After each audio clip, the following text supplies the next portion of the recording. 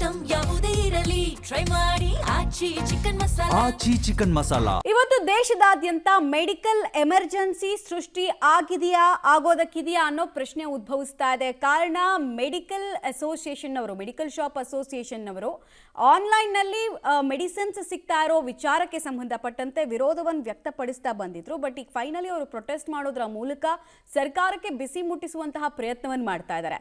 ಹಾಗಾದ್ರೆ ನಿಮ್ಮ ಮನೆ ಹತ್ರ ಇರುವಂತಹ ಮೆಡಿಕಲ್ ಶಾಪ್ ಓಪನ್ ಇರುತ್ತಾ ಇಲ್ವಾ? ಎಲ್ಲ ಆಕ್ಚುಲಿ ಮೆಡಿಕಲ್ ಶಾಪ್ಗಳಲ್ಲಿ ಮೆಡಿಸಿನ್ಸ್ ಸಿಗ್ತಾ ಇದೆ? ಪ್ರತಿಕ್ರಿಯೆ ಯಾವ ರೀತಿ ಇದೆ? ಯಾರು ಸಪೋರ್ಟ್ ಕೊಡ್ತಿದ್ದಾರೆ, ಯಾರು ಸಪೋರ್ಟ್ ಕೊಡ್ತಾ ಇಲ್ಲ, ಮತ್ತು ಅಸಲಿ ಕಾರಣಗಳು ಏನು? ಎಲ್ಲಾ ಡೀಟೇಲ್ಸ್ ಅನ್ನ ಒನ್ ಬೈ ಒನ್ ನೋಡ್ತಾ ಹೋಗೋಣ. ಇವತ್ತು ದೇಶದಾದ್ಯಂತ ಮೆಡಿಕಲ್ ಎಮರ್ಜೆನ್ಸಿ ಸೃಷ್ಟಿ ಆಗ್ತಾ ಇದೆ. ಆನ್ಲೈನ್ ಅಲ್ಲಿ ಔಷಧ ಮಾರಾಟಕ್ಕೆ ವಿರೋಧವನ್ನ ಮೆಡಿಕಲ್ ಶಾಪ್ ಅಸೋಸಿಯೇಷನ್ ಅವರು ವ್ಯಕ್ತಪಡಿಸ್ತಾ ಇದ್ದಾರೆ. ಈ ಫಾರ್ಮಸಿಗಳು ನೀಡುವ ರಿಯಾಯಿತಿಗೆ ವಿರೋಧವನ್ನು ವ್ಯಕ್ತಪಡಿಸ್ತಾ ಇದ್ದಾರೆ. ಹೀಗಾಗಿ ಇವತ್ತು ದೇಶದಾದ್ಯಂತ ಇರುವಂತಹ ಸಣ್ಣ ಮೆಡಿಕಲ್ ಶಾಪ್ನಿಂದ ಹಿಡಿದು ದೊಡ್ಡ ಮೆಡಿಕಲ್ ಶಾಪ್ ತನಕ ಕ್ಲೋಸ್ ಆಗಬಹುದು ಅಂತ ಹೇಳಲಾಗ್ತಾ ಇದೆ. ದೈನಂದಿನವಾಗಿ ಸಿಗ್ತಾ ಇದ್ದಂತಹ ಮೆಡಿಸಿನ್ಸ್ ಪ್ರಮಾಣ ಮೆಡಿಕಲ್ ಶಾಪ್ನಲ್ಲಿ ಇವತ್ತು ಹೆಚ್ಚು ಕಡಿಮೆ ಆಗಬಹುದು. ಸ್ವಲ್ಪ ಹೆಚ್ಚು ಕಡಿಮೆ ಆಗಿದೆಯಾ ಅಥವಾ ಜಾಸ್ತಿನೇ ಕಾಣಿಸ್ತಾ ಇದೆಯಾ ಚಿತ್ರಣ? ಆ ಡೀಟೇಲ್ಸ್ ಅನ್ನ ಕೂಡ ಕೊಡ್ತಾ ಹೋಗ್ತೀವಿ. ಸದ್ಯಕ್ಕೆ ಕೊರೋನಾ ನಂತರ ಭಾರತದಲ್ಲಿ ಆನ್ಲೈನ್ ಫಾರ್ಮಸಿಗಳಿಗೆ ಅತಿ ಹೆಚ್ಚು ಪ್ಲಾಟ್ಫಾರ್ಮ್ಗಳು ಸಿಗ್ತಾ ಇದೆ. ಓಪನ್ ಮಾರ್ಕೆಟ್ನಲ್ಲಿ ಪ್ರೈಸ್ ವಾರ್ ಅನ್ನೋದು ತುಂಬ ಜಾಸ್ತಿ ಆಗಿದೆ.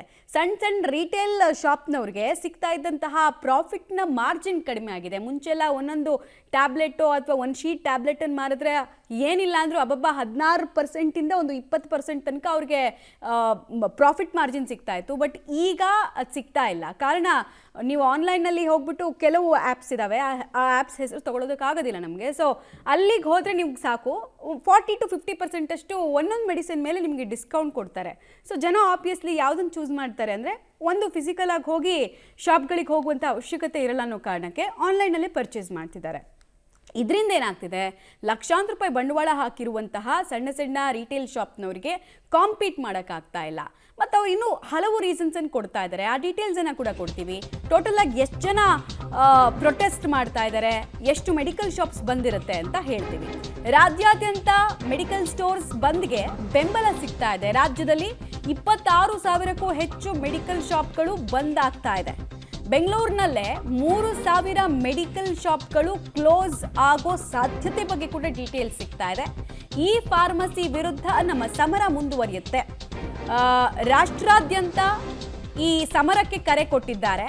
ಬೆಂಗಳೂರಿನ ಲೆಕ್ಕಾಚಾರವನ್ನು ನಿಮ್ಮ ಮುಂದೆ ಇಡ್ತಾ ಇದ್ವಿ. ಟೋಟಲ್ ಆಗಿ ದೇಶದಾದ್ಯಂತ 8.5 ಲಕ್ಷಕ್ಕೂ ಅಧಿಕ ಮೆಡಿಕಲ್ ಶಾಪ್ನವರು ಈ ಪ್ರೊಟೆಸ್ಟ್ನಲ್ಲಿ ಭಾಗಿಯಾಗ್ತಾ ಇದ್ದಾರೆ. ಬಂದ್ ಮಾಡೋದ್ರ ಮೂಲಕ ಒಂದಿನದ ಮಟ್ಟಿಗೆ ಈ ಬಂದ್ ಆಗುತ್ತೆ. ಆ್ಯಕ್ಚುಲಿ ಇನ್ನೊಂದು ಇನ್ಫಾರ್ಮೇಷನ್ ಅಂದರೆ ಈ ಮೆಡಿಕಲ್ ಶಾಪ್ಸ್ ಎಲ್ಲ ಎಸೆನ್ಷಿಯಲ್ ಸರ್ವಿಸ್ನ ಅಂಡ್ರಲ್ಲಿ ಬರುತ್ತೆ, ಎಮರ್ಜೆನ್ಸಿ ಸರ್ವಿಸ್ನ ಅಂಡ್ರಲ್ಲಿ ಬರುತ್ತೆ. ಅವ್ರು ಏಕಾಏಕಿ ನೋಟಿಸ್ ಕೊಡದೆ ಹೀಗೆ ಬಂದ್ ಮಾಡೋದಕ್ಕೆ ಬರಲ್ಲ. ಪ್ರಿಯಾರ್ ನೋಟಿಸನ್ನು ಗೌರ್ಮೆಂಟಿಗೆ ಕೊಡಬೇಕಾಗತ್ತೆ. 14 ದಿನದಿಂದ 60 ದಿನದ ಒಳಗೆ ನೋಟಿಸ್ ಕೊಟ್ಟು ನಾವು ಬಂದ್ ಮಾಡ್ತಿದ್ದೀವಿ ಅಂತ ಹೇಳಿ ಪರ್ಮಿಷನ್ ತಗೊಂಡು ಆಮೇಲೆ ಪ್ರೊಟೆಸ್ಟ್ ಮಾಡೋದಕ್ಕೆ ಸಾಧ್ಯ ಆಗುತ್ತೆ. ಸೊ ಅದೆಲ್ಲ ಆಗಿದೆ, ಆ ಪ್ರಾಸೆಸ್ ಎಲ್ಲ ಆಗಿದೆ. ವೀಕ್ಷಕರ ಗಮನಕ್ಕೆ ತರ್ತಾ ಇದ್ದೀವಿ ನಾವು. ಸೊ ಏನಾಗುತ್ತೆ ಅನ್ನೋದನ್ನು ನೋಡಬೇಕಾಗತ್ತೆ.